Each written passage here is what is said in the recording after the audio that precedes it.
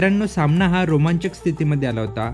एक चेंडूमध्ये 2 धावांची आवश्यकता. खेळ आहे आणि खेळामध्ये हार जीत तर होणारच, परंतु मित्रांनो काही हार अशा असतात का त्या कोणालाही अपेक्षित नसतात. तर चला मित्रांनो, संपूर्ण व्हिडिओ पाहूयात. शेवटच्या ओव्हरमध्ये म्हणजेच 6 चेंडूमध्ये 11 धावांची आवश्यकता होती.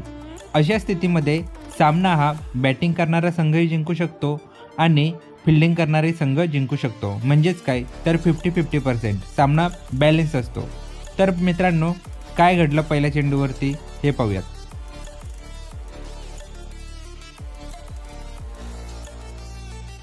मित्रांनो, पहिल्या चेंडूवरती विकेट भेटलेले.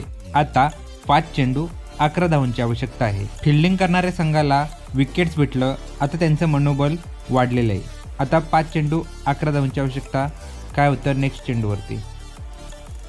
हा चेंडू वाईड आणि एक डिक्लर, म्हणजेच काय तर 2 धावा फ्रीमध्ये आलेले. आता समीकरण पाहिलं तर 5 चेंडू 9 धावांची आवश्यकता.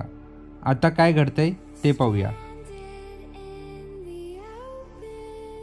यावेळी मात्र अचूक लाईन आणि लेंथ आणि त्यामुळे हा चेंडू डॉट आलेले. आता समीकरण 4 चेंडूमध्ये 9 धावांची आवश्यकता. हा जो चेंडू हातरला त्याच लाईन लेंथवरती गोलंदाज चेंडू हातलेल का पुढचा हे पाहूयात.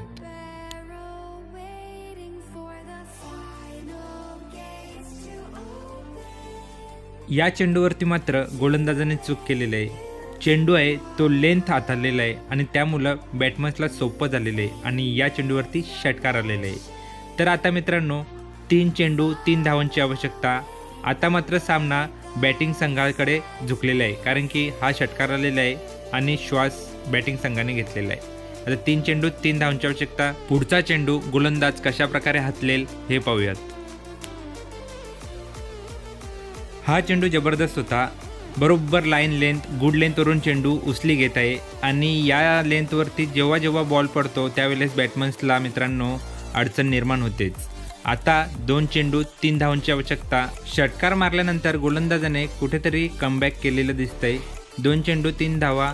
आता या चेंडूवरती काय होईल ते पाहूयात.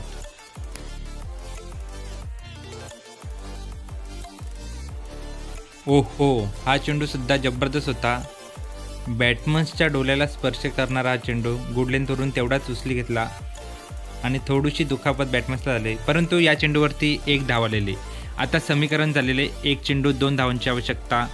सामना कोण जिंकेल कोण हारेल हे सांगता येत नाही अशा स्थितीमध्ये. तर पुढच्या चेंडूवरती, शेवटच्या चेंडूवरती नक्की असं घडलं तरी काय? अशा स्थितीमध्ये आलेला सामना कोणत्याही संघाला हार मान्य नसते.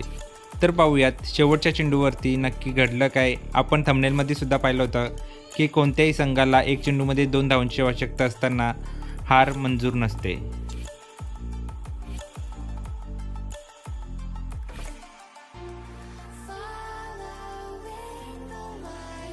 गोलंदाजाने त्याच्या पद्धतीने 100% चेंडू हाताळला होता, परंतु फिल्डिंगची साथ लाभली नाही.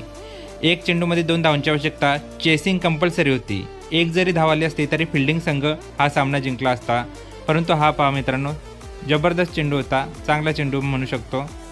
आणि हा जो थ्रो आहे मित्रांनो, हा थ्रो किपरकडे जायला पाहिजे होता, परंतु हा जो थ्रो आहे तो बॉलरकडे फेकलेला आहे आणि गोलंदाजाने सुद्धा हा थ्रो कलेक्ट केलेला नाही.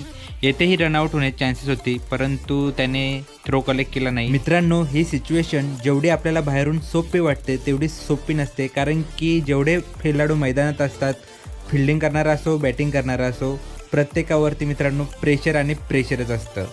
मित्रांनो, फिल्डरच्या बाजूने विचार केला तर फिल्डिंग त्याने चांगलीच केली होती. थ्रो आहे तो बॉलरकडे फेकला होता आणि बॉलरने तो कलेक्ट केला नाही, नाहीतर रनआउट होण्याचे चान्सेस होते येथेही. परंतु इंटरनॅशनल मॅचेस आपण पाहतो त्यावेळेस लॉंग ऑन आणि लॉंग ऑफ असला तरच बॉलरकडे थ्रो केला जातो अशा सिच्युएशनमध्ये, नाहीतर प्रत्येक फिल्डर हा किपरकडे थ्रो करत असतो आणि हीच चूक त्या फिल्डरकडून झाली होती का त्याने किपरकडे थ्रो केला नाही. मित्रांनो, अशा काही चुका होतात, या होतच असतात क्रिकेटमध्ये. मित्रांनो, आपल्याला काय वाटतं, हा थ्रो गोलंदाजाकडे फेकायला पाहिजे होता का विकेट किपरकडे हे कमेंट बॉक्समध्ये नक्की सांगा. आणि व्हिडिओ आवडले असेल तर लाईक, शेअर आणि सबस्क्राईब करायला विसरू नका. धन्यवाद.